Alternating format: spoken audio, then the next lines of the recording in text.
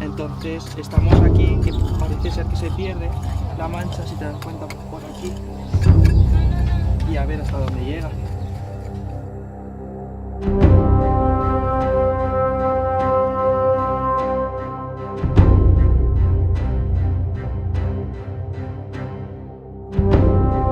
No sé si están preparados para ver la primera necrópolis ibérica hallada en la zona de Ciudad Real, vinculada con el yacimiento de Alarcos. Los descubrimientos nos los va a contar una profesora titular de prehistoria, Charo, que la tenemos aquí, pero más o menos se descubrió con motivo de unas obras de un colector que viene de Poblete, pero sin más que ya nos cuente.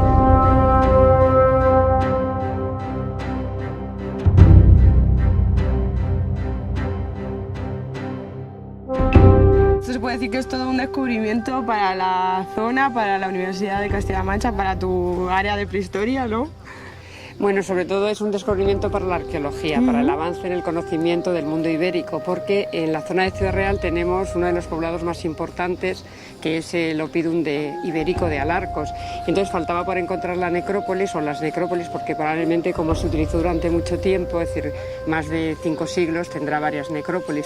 Pero hasta ahora solo se habían encontrado 6 tumbas, además que sin solución de continuidad, y ahora al hacer las obras de Poblete, del colector de Poblete, pues se ha encontrado esta necrópolis. Entonces es muy importante por eso, porque es necrópolis ibérica y porque es la necrópolis de Alarcos.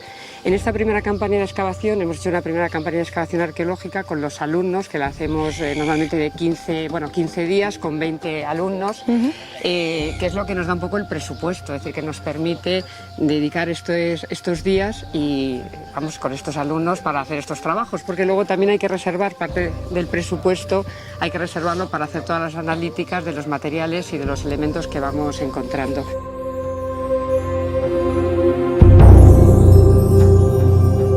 Los íberos, por lo que se caracterizan, es que su ritual funerario consiste en incinerar a los muertos, les incineran normalmente en un área específica que se llama el ustrinium, después recogen los restos incinerados y los meten en un recipiente cerámico, es decir, una urna, y los entierran.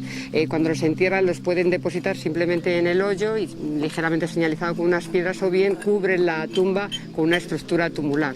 Normalmente las tumbas más importantes son las que se cubren con una estructura tumular y las tumbas menos importantes son las de hoyo simple, normalmente. Pero también luego vemos por los ajuares que aparecen, pues que puede haber enterramientos sin túmulo que sean también importantes.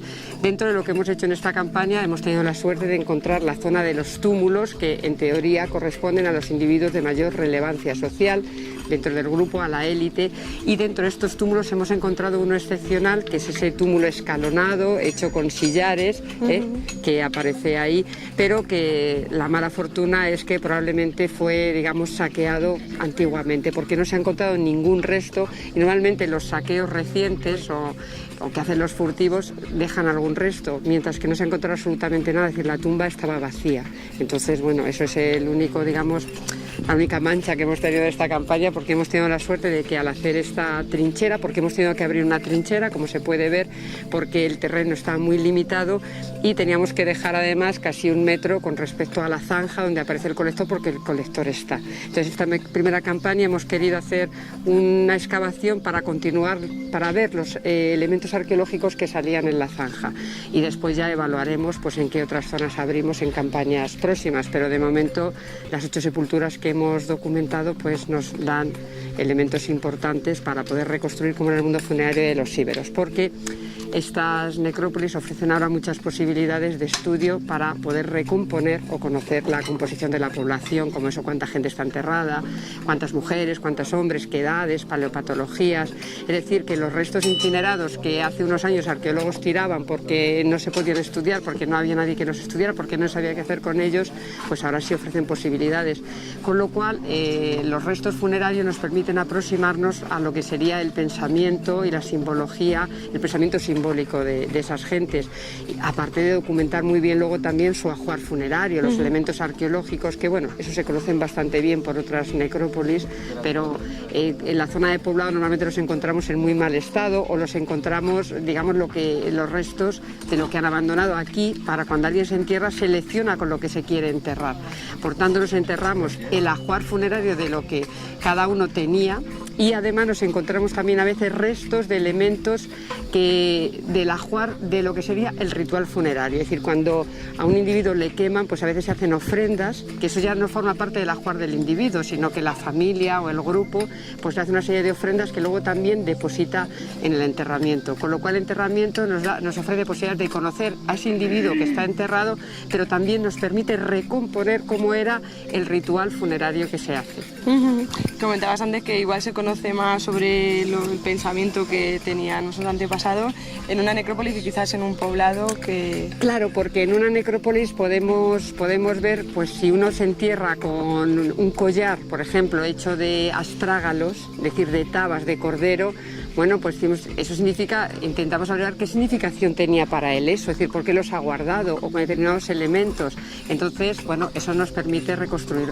Y luego también, pues podemos conocer, por ejemplo, aparecen enterramientos, no aquí todavía, porque son 8 tumbas y no las hemos analizado. Hay necrópolis en las que aparece, por ejemplo, enterrado una mujer con un niño, por ejemplo, o 2 individuos que pueden ser del mismo sexo. Es decir, que eso nos permite un poco recomponer toda la demografía y también por qué se han enterrado juntos, han muerto al mismo tiempo, se ha reservado esa tumba para que luego se entierre otra persona. Es decir, que bueno, nos permite aproximarnos. La arqueología maneja elementos materiales y es muy difícil de los elementos materiales pasar a los elementos espirituales, pero somos historiadores y lo que pretendemos es reconstruir, es decir, cómo eran esas gentes, cómo vivían, pero también cómo pensaban. Entonces nos permite el ritual funerario, nos permite acercarnos bastante, o por lo menos aproximarnos.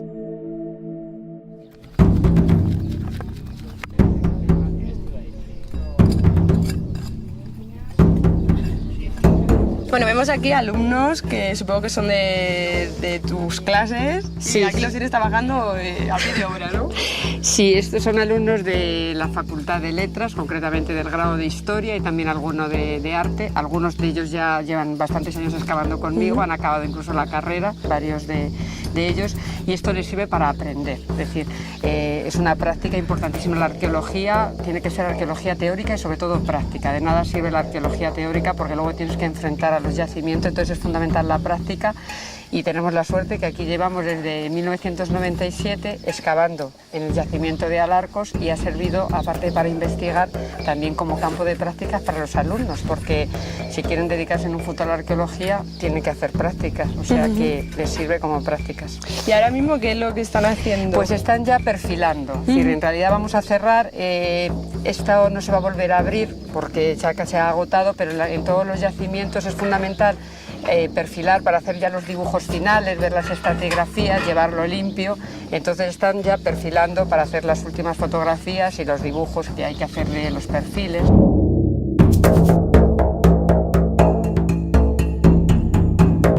Luego, durante normalmente todo el curso, hacemos también prácticas de laboratorio donde trabajan con el material, lo lavan, lo limpian y bueno, gran parte de ello se manda a restaurar y se mandan también pues, los restos de las incineraciones que comentaba antes a analizar los antropólogos para que se analicen, carbones para hacer analíticas también de carbono 14 o para ver qué tipo de carbones utilizaban, porque también a partir de los carbones, por ejemplo, podemos saber la pira funeraria, con qué tipo de árboles se hizo, es decir, si cogieron pinos para quemar al individuo o qué tipo de árboles. Y tenemos la suerte de encontrar esos carbones, que aparte del carbono 14, es decir, que el carbón da mucho juego y da mucha información.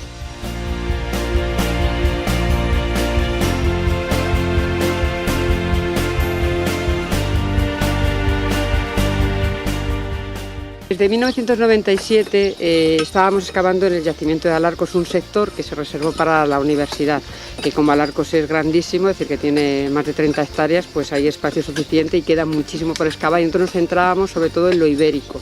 Pasa que aparece encima lo medieval, que es excavado por otros colegas. Entonces, al descubrirse la necrópolis, pues este año hemos dividido al grupo. Hay parte que sigue todavía arriba, acabando una habitación del bronce final, y la mayor parte del grupo estamos aquí abajo en la necrópolis. Y esperamos en próximos años pues continuar, porque ahora es simplemente una muestra, esta trinchera que hemos hecho para ver los restos en relación con la zanja, pero esperamos poder seguir ampliando, si es que encontramos sitio para ampliar, porque está en un sitio muy complicado, muy difícil. Pero bueno, creemos que todavía hay zona donde podemos hacer el próximo año sondeos para poder seguir y continuar la documentación de esta necrópolis ibérica tan importante de Alarcos.